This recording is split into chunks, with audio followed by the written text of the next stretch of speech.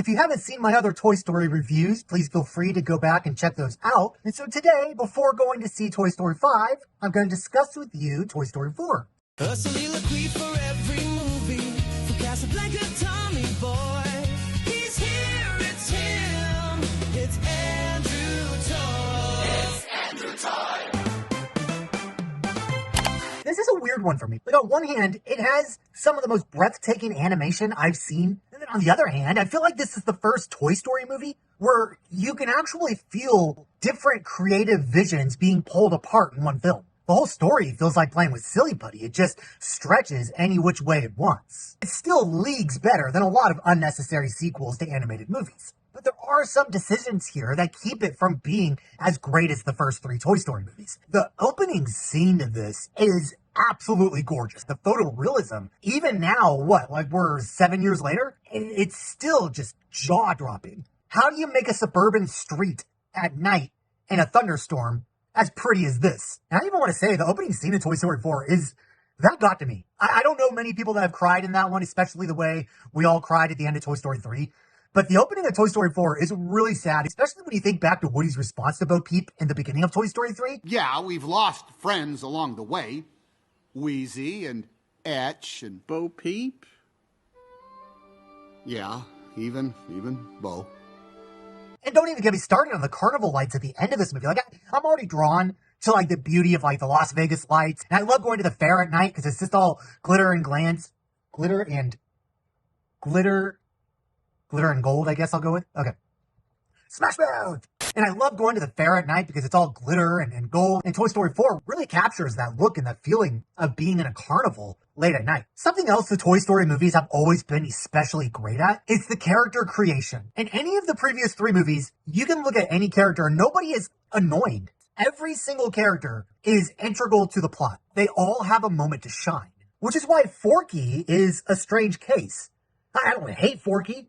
I certainly don't think he's one of the best. He never really clicks for me, and that's possibly because the movie just forgets all about him halfway through. Like, we spend the whole first half of the movie establishing him, building him up as this big major character that's going to somehow affect everybody's lives. And you go into it thinking that he is the central point of the story. And then as soon as Woody runs into Bo Peep, Forky just becomes irrelevant. That whole storyline just drops and disappears into nowhere. That's one of the reasons why this movie feels like it's changing directors halfway through. And in fact, can very arguably be the case. And as we all know, in 2017, 2 years before this movie came out, there was a major shift in the studio, and so things had to change.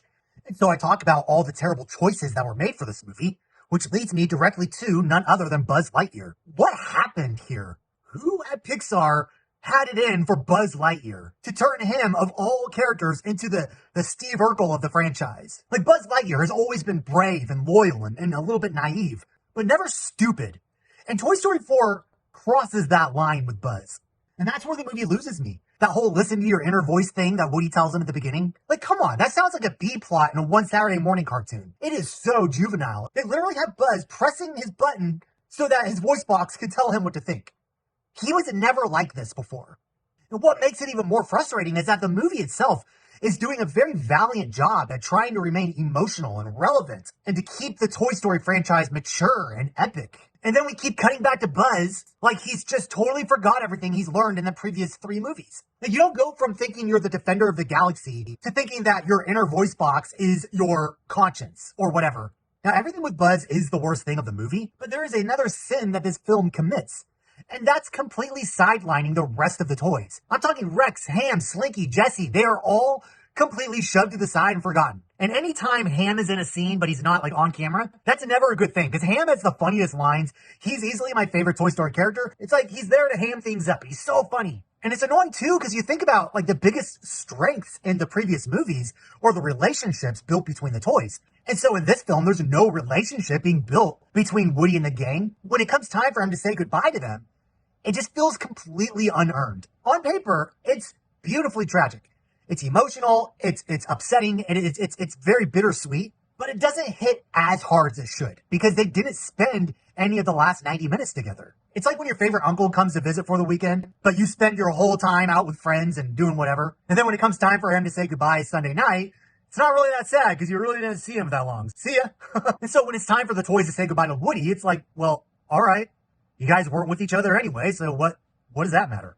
One thing I've always noticed, though, I love this little detail, is when Jessie hugs Woody goodbye, she's hugging him and twirling him the same way she did when they first met. Now, despite all of these criticisms, I still do think this movie works more than it fails. Because underneath everything, this is still a Toy Story movie. The heart is still there, the humor is still there, you still have that sense of adventure, and unlike some sequels that completely undo all the things that came before it, Toy Story 4 does still push the story forward. It takes Woody into a new chapter in life. Whether you agree with it or not, you've got to give the movie credit for committing to it.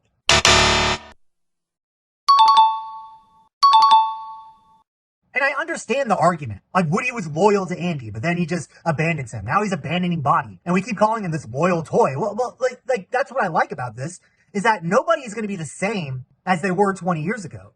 Our priorities change. It's not Woody giving up on anybody. It's simply realizing when his job is done. It's not like he was all excited about running away from Bonnie. She was done with him. And so he knew that it was time to move on. And even if I didn't like that choice, I would still have to respect it because, again, the movie took a chance and it committed to it.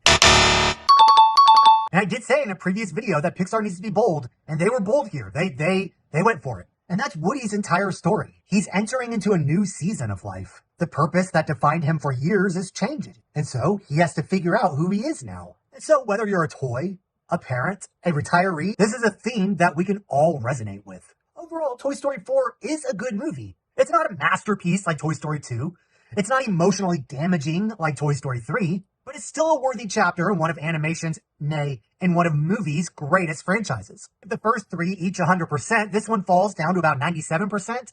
Maybe it should be a little bit further, but it's not because the good still outweighs the bad. So on a scale of like 1 to 10, I would easily give this an 8. It's a beautiful movie. It's a good sequel. And I can't wait to see Toy Story 5.